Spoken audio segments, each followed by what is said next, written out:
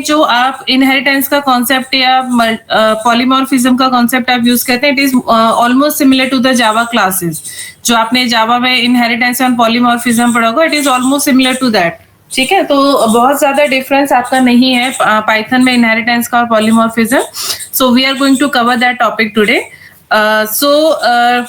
Inheritance basically means that we are going to drive one class from the existing class so that we can use or not only use, we can reuse the code of that existing class. This is the basic meaning of the inheritance, that we have some basic class, base class you can say that, or base the method and the data member which we have in the base class, we can reuse all that member in another class by driving that class. That means that we are inheriting the properties of that existing class into the new class, so that we can have the advantage of having the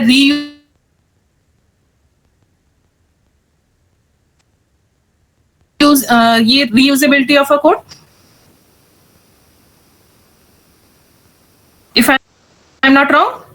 Hello, am I audible? Yes, ma'am. But your voice is breaking. Yes, ma'am. Voice is breaking. Yes, ma'am. Hello, can you tell me which voice is breaking? Yes, ma'am. Yes, ma'am. Okay, just give me the winner. 1 minute, I am changing the network. Just give me 1 minute.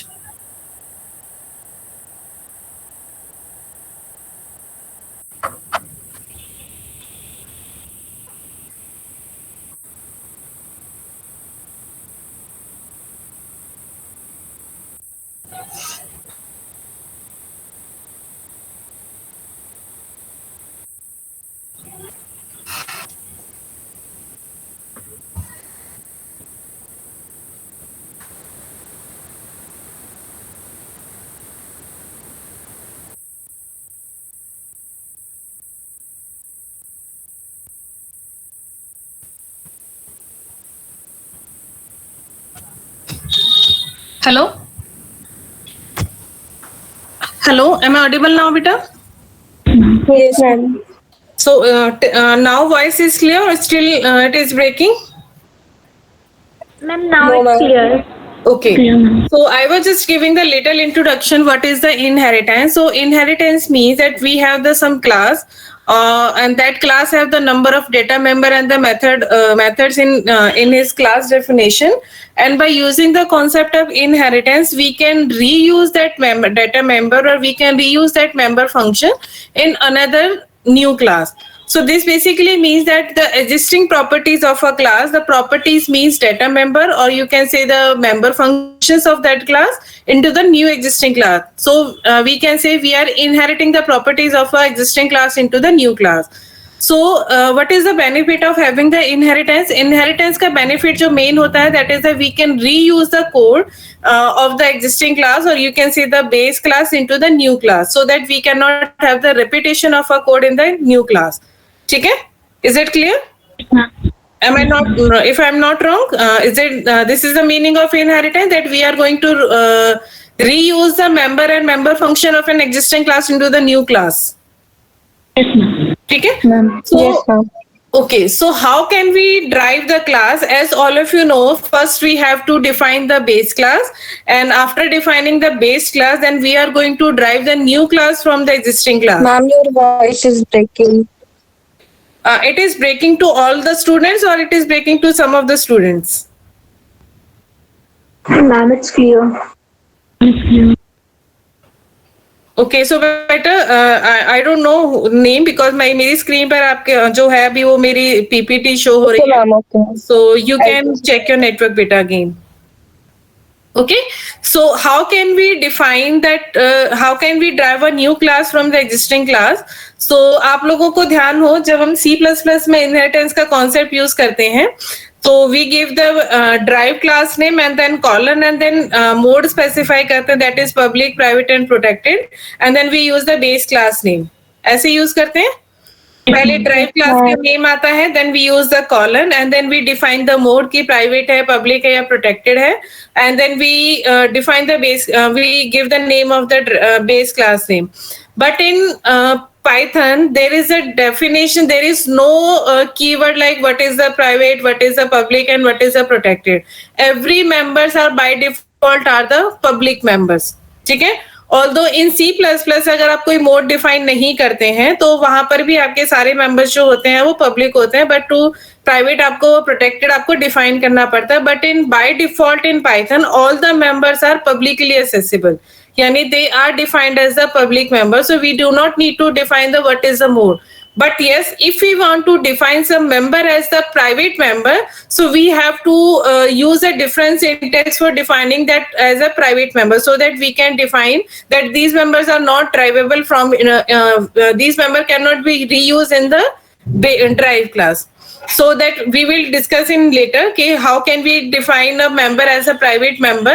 But by default every data member and the method in Python is public, so we do not need to explicitly define that these members are private or these members are public.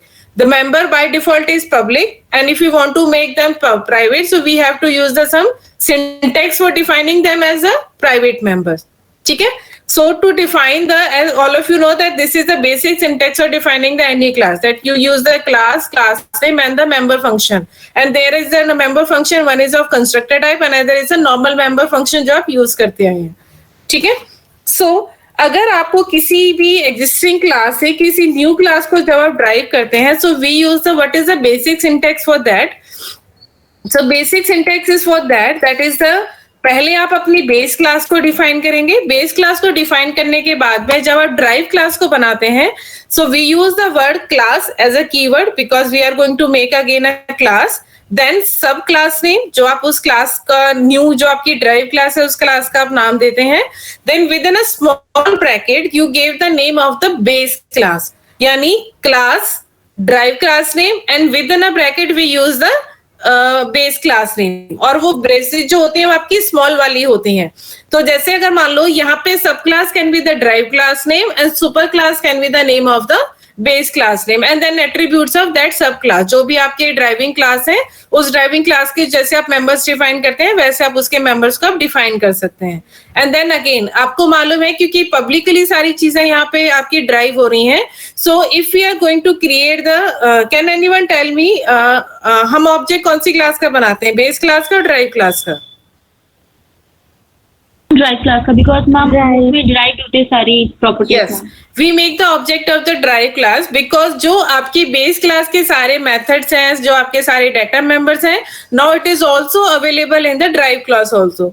So now we can make the object of that drive class, and then by using the object of that drive class, we can access the member or member functions of the base class also or of the drive class also. ठीक है. So the all of you are familiar with the how to create a class. Just only need to know the what is the syntax of driving a new class. So when you are having this single inheritance means that we have the only single base class and single drive class. Then we will use the simple syntax for driving a new class from the existing class, that class name, drive class name, and within a small bracket base class name. And then column. And जैसे फिर बाकी आप अपने members को define करते हैं using the constructor, using the data member और using the member function, you can define your derive class also. So जो ओनली डिफरेंस आपका आता है वो डिफरेंस आपका आता है सिर्फ class base drive class name and then within a bracket आपका आता है वहां पे बेस क्लास नेम. यही आपका सिंटेक्स होता है. बाकी आपको पता है कि क्लास कैसे डिफाइन करनी होती है. All of you are familiar with that concept. ठीक है. तो जब आप सिंगल इनहेरिटेंस का कॉन्सेप्ट यूज करते हैं तो बेस क्लास के लिए जो आपने ब्रैकेट यूज की हैं वहां पर आपका बेस क्लास का सिंगल नेम आएगा, यानी आपके पास सिंगल ड्राइव क्लास है और सिंगल आपकी बेस क्लास है. Then we can have the another two types of inheritance, that is multiple inheritance और multi level inheritance. Can anyone tell me the difference between the multiple inheritance and the multi level inheritance?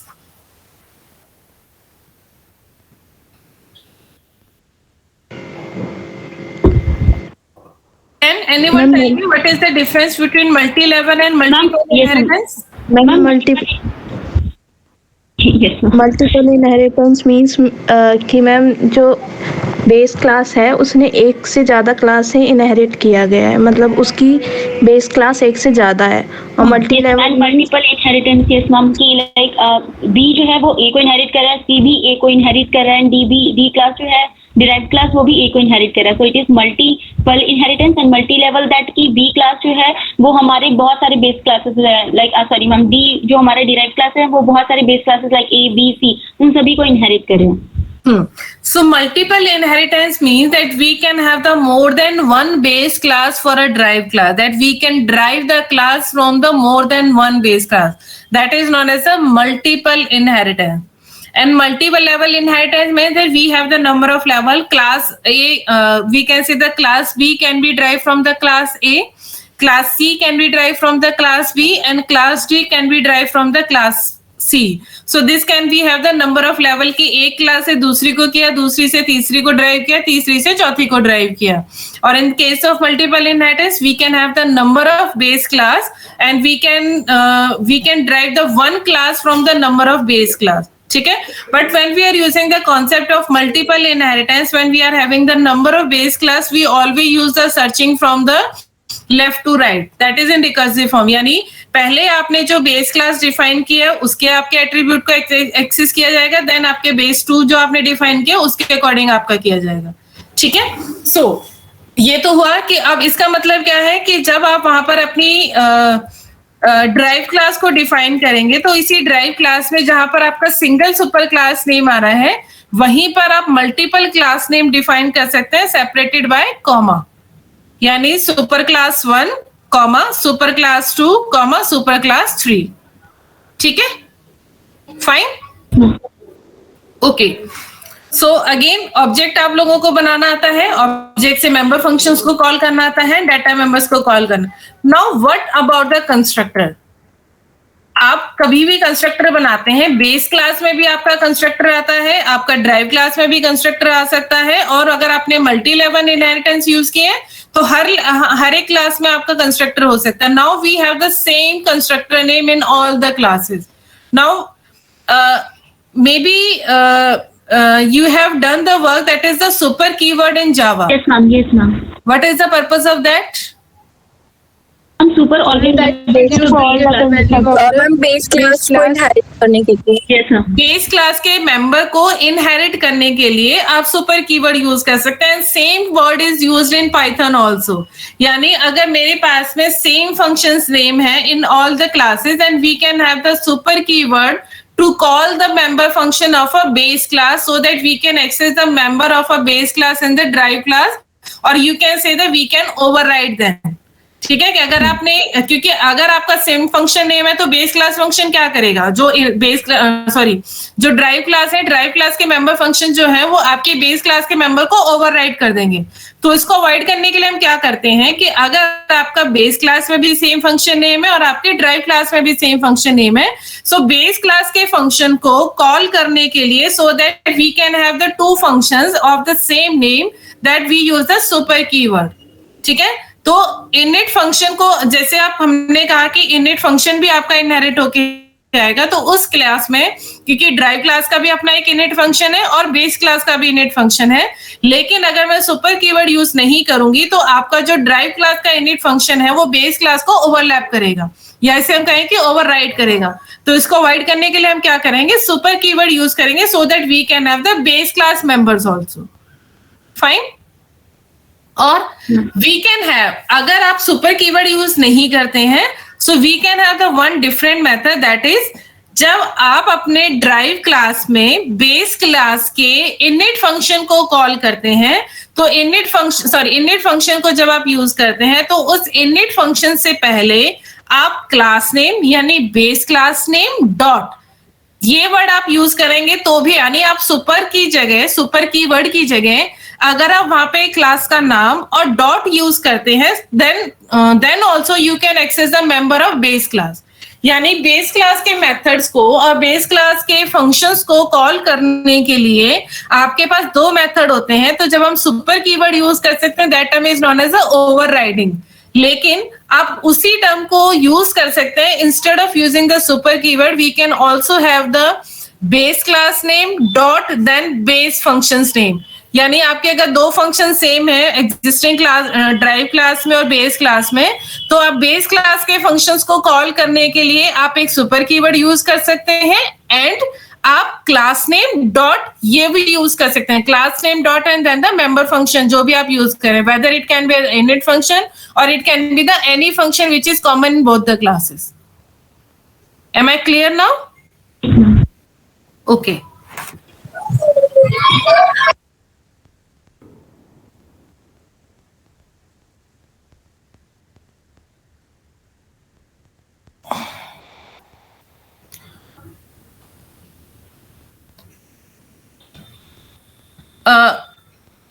This example is clear, which is shown in the screen, that is class A. We have the two variable, one is defined in the constructor, another is defined as the data member. And when we are calling the a dot I and then we are calling the a braces dot I. Is it clear? Yes, ma'am. Okay, fine. So now, this is the single inheritance concept, that one class is there, that is a person class is there, and person class is the base class, and we have defined the speak function. So print I can speak, then we have derived the main man class from the person class, and we have the class woman class from the person class also. ठीक है? So जब आपने object बनाया man class का, man है, आप man dot wear कर रहे हैं, so we can call the जो आपके ड्राइव क्लास के उसके फंक्शंस को कॉल कर रहे हैं, और जब आप मैन डॉट स्पीक कर रहे हैं तो आप अपने बेस क्लास के फंक्शंस को कॉल कर रहे हैं। ठीक है? Yes ma'am. Okay. So then we can have the multiple inheritance. Multiple inheritance means we have the class, drive class name, and in the within a bracket the number of base class name. ठीक है? So आपकी जो scanning होती है that we have to left to right, कि पहले आपकी base 1, then base 2 and then base 3 आपकी then आपके सारे members, यानी अगर आपका base 1 में member नहीं मिलेगा then it will be searched in base 2 and then so on.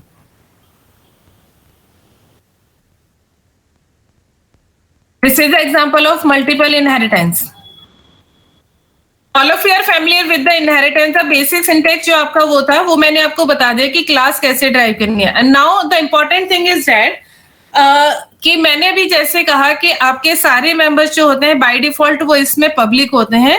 Now what if you want to access the member privately? यानी if you want to drive the members privately, then what can be done to make the data members or member functions privately? We simply use the syntax that is जिस functions को या जिस data member को आपको private बनाना है उस data member से पहले we use the simple to underscore sign to make them private member. Yes, ठीक है? Okay, so I'm showing that concept. Like in Python, there is no keyword like public, protected, and private to define the accessibility. In other words, in Python, all the attributes are public. So by default, all the attributes are public. But what happens if you want to make them private? So we can simply use the underscore sign in front of the variable and the method name, or you can say the function name to make them private. और private member को जब आपने access करना है तो उसके लिए फिर आप यूज कर सकते हैं underscore class name. For example जो आपका ए है, ए आपका पब्लिक वेरिएबल है, बट जो बी है, क्योंकि बी मुझे प्राइवेट बनाना है तो I have use the underscore sign. Fine? Yes ma'am. Okay. लेकिन आप as all of you know that private member can not be access by outside the class. आप प्राइवेट मेंबर को आउटसाइड द क्लास एक्सेस नहीं कर सकते, लेकिन अगर आप अपने प्राइवेट मेंबर को एक्सेस करना चाहते हैं so we have to define that class name. आपको उस फंक्शन नेम से पहले और क्लास नेम से पहले जो आप अंडरस्कोर यूज कर रहे हैं उससे पहले आपको एक वर्ड और यूज करना है, that is underscore class name. यानी प्राइवेट मेंबर को एक्सेस करने के लिए आपने उसको अंडरस्कोर एंड आपने अंडरस्कोर वर्ड यूज किया है।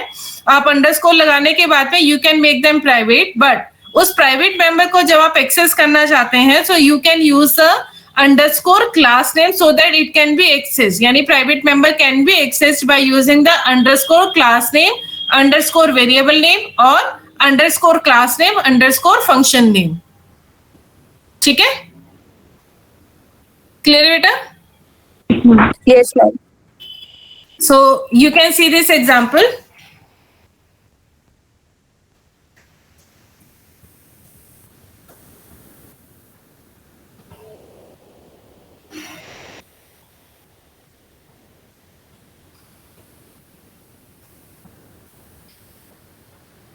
Clear? Yes, ma'am. Any doubt?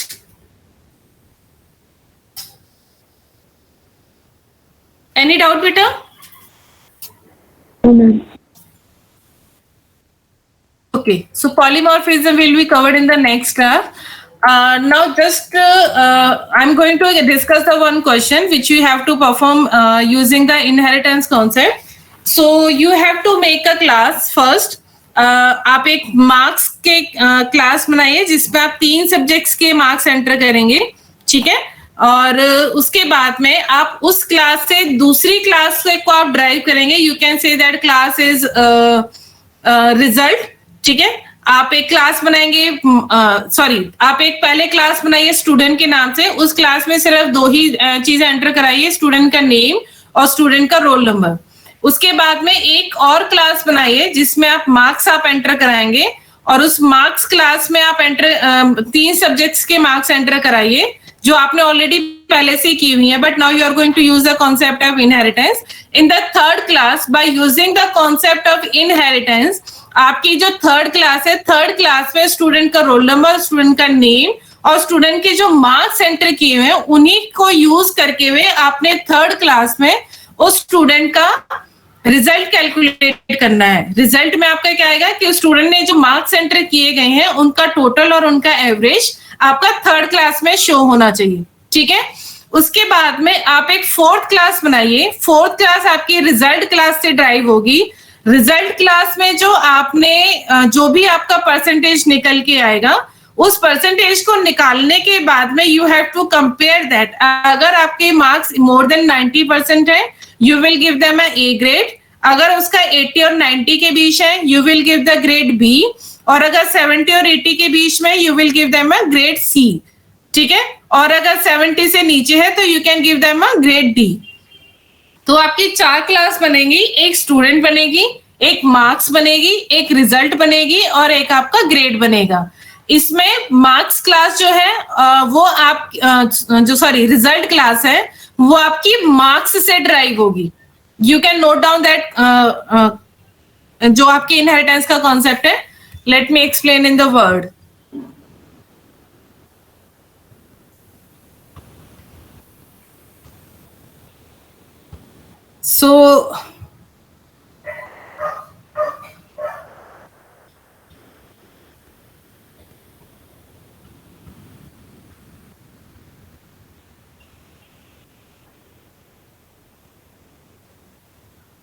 So पहले आपकी क्लास बनेगी स्टूडेंट,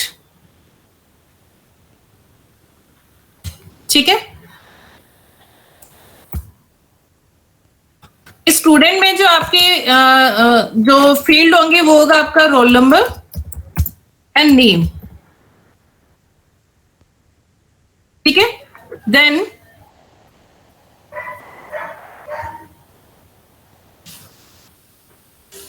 आपकी दूसरी क्लास बनेगी मार्क्स, जिसमें आप 3 मार्क्स एंटर करेंगे, M1, M2 एंड M3, ठीक है? देन आपकी एक नेक्स्ट क्लास बनेगी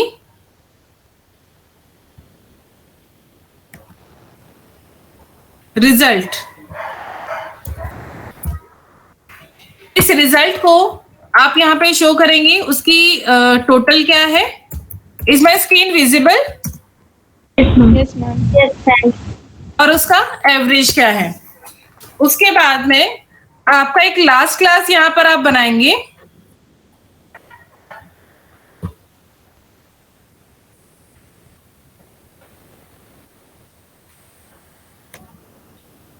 ठीक है? ग्रेड. ग्रेड में आपकी कंडीशन होगी अगर ग्रेटर देन 90 है तो आपका ए है,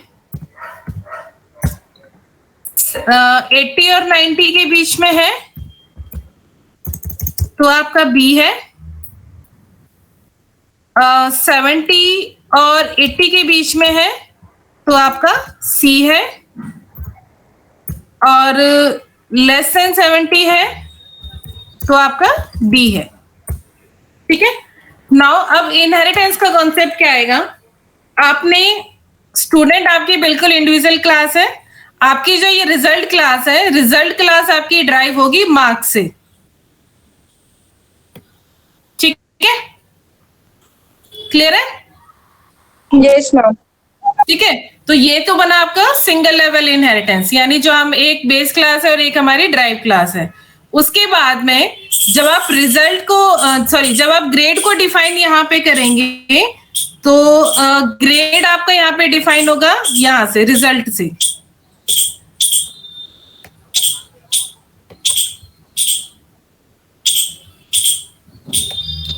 ये आपका बना then multi level inheritance. Fine, fine बेटा, ठीक है। नाउ अब आप एक चीज कर सकते हैं यहाँ पे कि जो आपने ग्रेड क्लास बनाई है उस ग्रेड क्लास में जब आप रिजल्ट को डिस्प्ले करेंगे तो रिजल्ट को डिस्प्ले करने के साथ में आप उसकी सारी इंफॉर्मेशन शो करेंगे, यानी ये उसका रोल नंबर है, ये उसका नेम है, तो वहां पर आप उसका सारा शो कर सकते हैं। Then just wait a minute,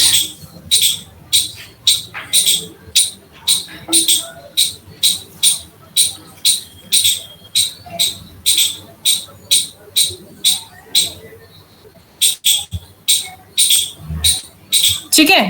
तो ये जो आपकी क्लास आएगी ये यहां से भी ड्राइव होगी फिर।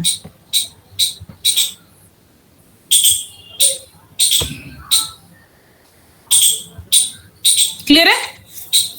Yes ma'am. ठीक है।